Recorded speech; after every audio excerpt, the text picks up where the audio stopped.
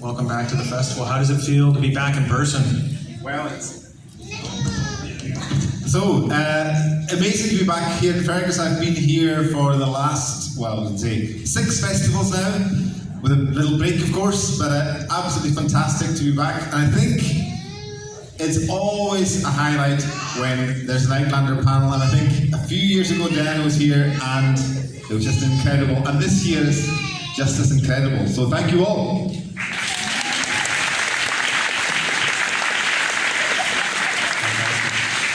Diana, thanks for joining us again.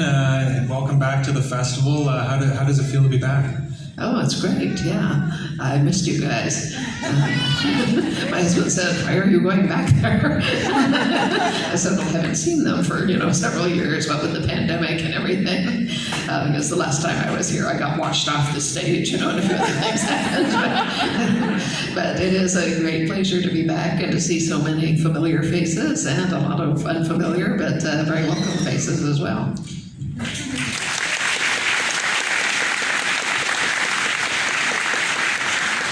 And Duncan, we're best buds now. We've done this a few times this weekend. Deja vu. Yeah, deja vu. Welcome back. This is your first time in Canada, so for some of the folks out there, how does it feel to be in Canada the first time? What are some of your first impressions? Fantastic. I mean, just the great Canadian energy and welcome that I got was just fantastic. So thank you so much. It's great to be here. All right.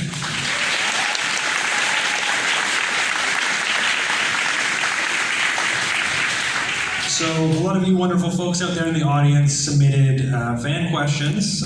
We've collected some of those, and we will be answering some of those today. So the first question I have here is from Tabitha, and it's for Diana.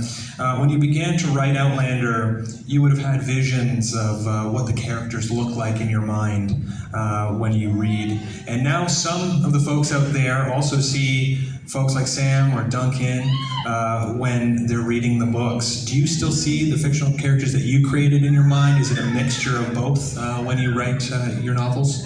Yeah, no, it is. I still see them the way they really are. Yeah. I think the actors do a fabulous job, and when I'm watching the show, they're totally the actors, and I'm in that world, but it's a different world than the one that's inside my head. And Sarah asked, this is a double-parter for Duncan and Gilly here, and we'll go to Duncan first. What inspired you to get involved in the Outlander series? Did you audition for a specific role, or were you sought out to be cast in a specific role? We'll start with you, Duncan. No, I mean, I was living in Dublin, in Ireland at the time, just signed up with an agent, so it was kind of unexpected. But I actually auditioned for Dougal, first of all.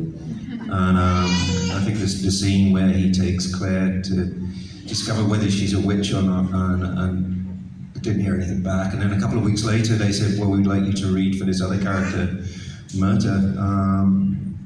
And yeah, I was just kind of like living in a little bedsit in Dublin at the time. I had to drag my friend out of the pub to read in for Claire. It was a bit slurred. And I think the scene was at the gathering where I'm explaining to Claire what's happening to Jamie. Sent it off, didn't expect to hear back, and just got the role. So I guess it's not what inspired it. It was just like a whirlwind of what happened, and I was told by one of the producers, Ira, that I got the part because of my brow. I looked like a caveman, so thank you to my genetics.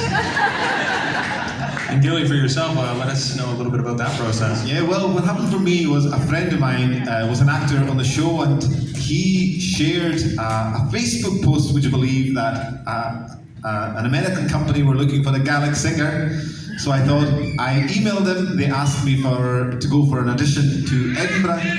I had to record for like a tape for them, which was then sent to the US, and a few months later, or a few weeks later, I got the email very politely asking me if I wanted to be Gwilym the Bard, and I said, absolutely yes, please.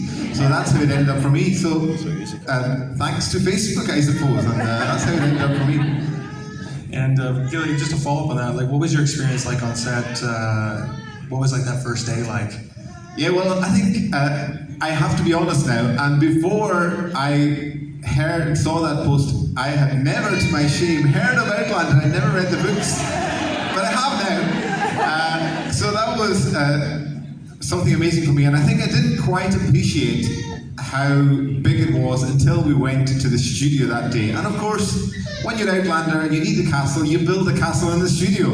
And then that was when I realized it was going to be huge.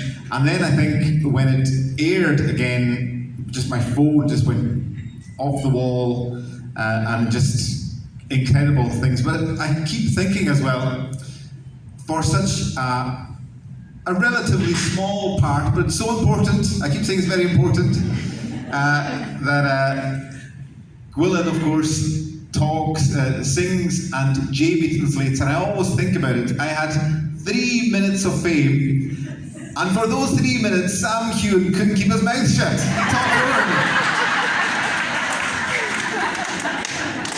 Fantastic. Diana, for you, this is from Catherine. Is there a particular character whose journey, storyline, or development as a character surprised you as you were writing the series? Well, they all do. No, I don't plan the books out ahead at all, and I don't write with an outline, and I don't write in a straight line. I write where I can see things happening, which occasionally means I know something is going to happen, but I have no idea why it happened, and I don't know what's going to happen next, but I write it down. And eventually something comes along, and I think, oh, that's why that happened, and then I can write that. So they gradually develop in, multiple dimensions, but no, I have no idea what's going to happen to any of them. Well, a few exceptions. And Duncan, for you, Suzette asks, I know you've done much stage work, especially Shakespeare. Is this your preference on the stage, or are you happy to do film, television, and theater, and do you have a preference?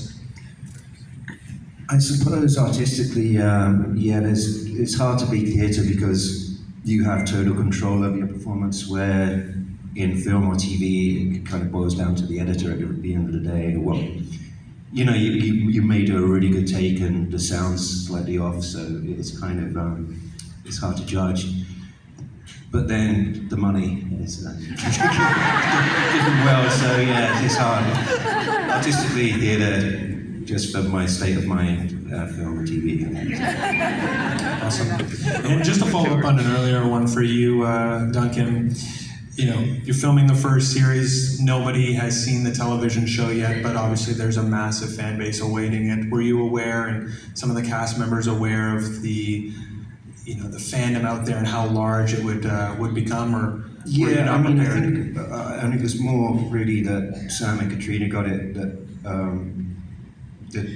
the fan base was initially kind of picky of what they look like, and the expectation. Then we suddenly realized what a huge weight of expectations there was. But I think you can't really approach it that way, otherwise you can't get anything done. So yeah, but no, we became aware very soon how huge it was and what the responsibility was to carry through with Diana's work. Great. And Becky here has a question for Diana. There are many animals that are brought up through the series. How do you approach using animals as a form of symbolism in your work? Well, animals become symbols because of their natural behavior and their importance to human beings. Owls are mysterious because you only see them at night, when you see them at all, and they fly without sound because they suddenly go zip over your head and you didn't see them at all until they're flying off in the other direction. So plainly, animals of great mystery and portent. So if you see an owl, you feel like something ominous may happen and something important is bound to happen. And plainly, they're a messenger from somewhere or other. The message may not be for you, but it's for somebody who's going that way. So things like that just come along naturally because of the animal's natural behavior and relationship with people. I mean, you don't see dogs being portents or messages from the unknown and things like that. Dogs, are your loyal companion or your fierce defender or something like that. And so you can use a wolf, for instance, to symbolize, pack solidarity, a sense of community, of obligation, of loyalty, and also of great bravery. So the symbolism just kind of comes with the animal rather than me attaching it to them. Awesome. And this one's from Sandy for Duncan. as an actor, you translate the words written in the script with such emotion and experience that many people can relate to.